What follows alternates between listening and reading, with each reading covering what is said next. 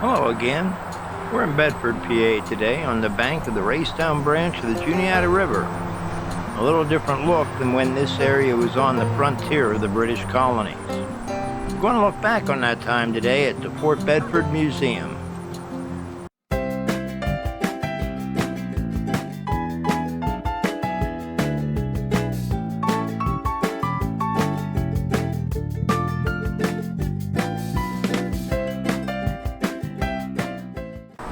The entrance to the museum is located in downtown Bedford at the end of North Juliana Street at Fort Bedford Park.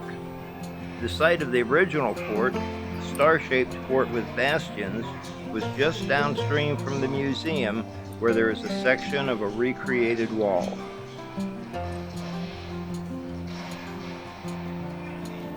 So the story goes with this beautiful flag that is during the French and Indian War that a British officer requested be brought off a naval ship so he could have a flag at the fort. So furthermore, later on, fast forward to the end of the American Revolution, some newfound American teenagers decided to be just a little rowdy and liberate it from a British officer who was in town, which they did so successfully. He evaded all the search parties and all the talking mouths, and no blood was shed. So for that time period, it was rather impressive. Fast forward a little bit to about the 1920s. The surviving members of that family passed it on to a board. They held on to it. This fort was built in 1958. About 1963, we finally got the flag. In 1993, we had it sent away, tested and authenticated, found out that it is an authentic flag from that era, and possibly one of 4 flags that have been left in the American continent. This is the only one that is surviving. It formerly belonged to Indian Eve, who in the fall of 1777 was in the original frontier, which was western Pennsylvania, Ohio territories.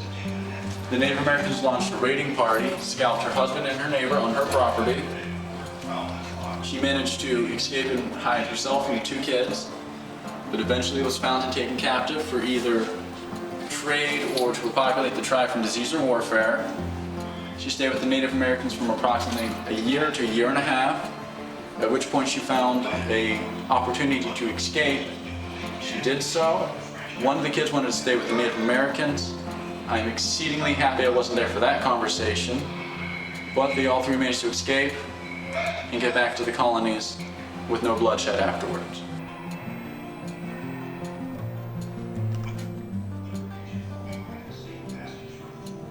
A traveling forge, like what would be used by itinerant blacksmiths, and like many of the exhibits here, is related to the story of an individual who contributed to the development of the area over the last 250 plus years.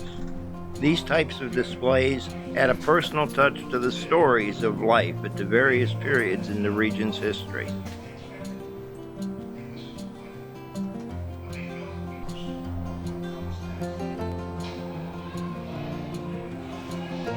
The story of the Native Americans who lived on this land long before the European settlers arrived is well documented. The development of their cultures and tools is highlighted and explained by numerous text panels. An extensive collection of relics provide examples from the various time periods and tribes that lived and hunted in the Allegheny Mountains and the Juniata Valley.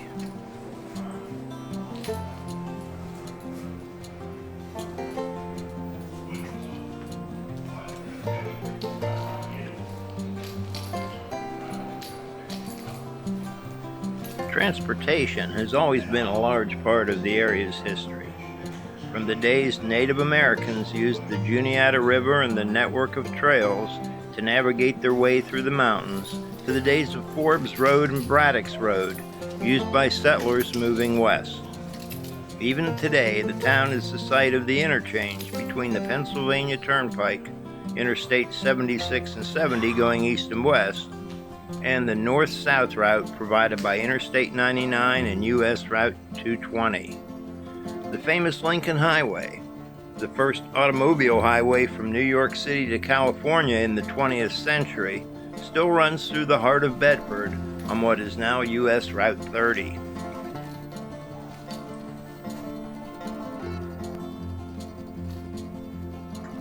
And since it is Pennsylvania, winter travel required some, well, let's say special considerations.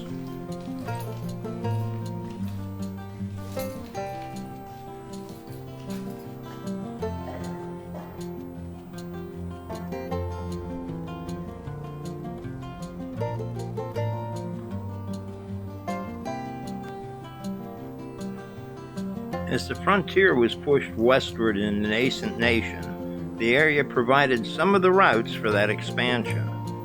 An example of an 1814 Conestoga wagon shows us one of the ways that some of those hardy souls would have made their way along the rough dirt roads and trails of the time.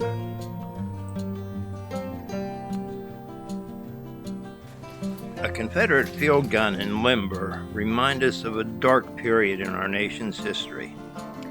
Even though no direct action occurred in Bedford County, we can well imagine the trepidation that must have been felt by the locals when word spread that Confederate forces from the Army of Northern Virginia had occupied Chambersburg, PA, just over 40 miles to the east.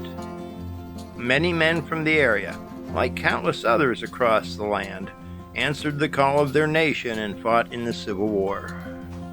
This third room documents that period of time as the region grew from a frontier fort to a town. Tradesmen's tools of the time, early fire service memorabilia, and just the daily items of the people's lives trace that journey from a settlement struggling to survive to a small town establishing itself as a more urban environment.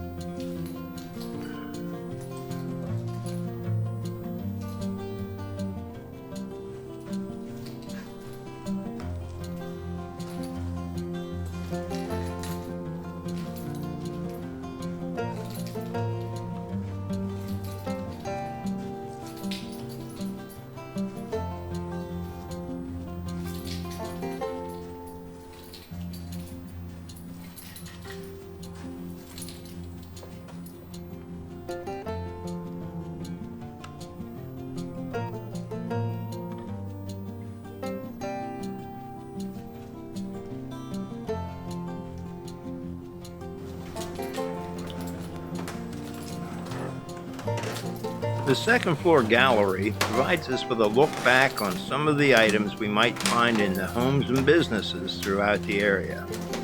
Mechanical butter churns, wood-fired cook stoves, a sort of washing machine, and many others all give us a look into the daily lives of the people who built the region. Many of these were likely considered the high-tech, ultimate convenience items of their time.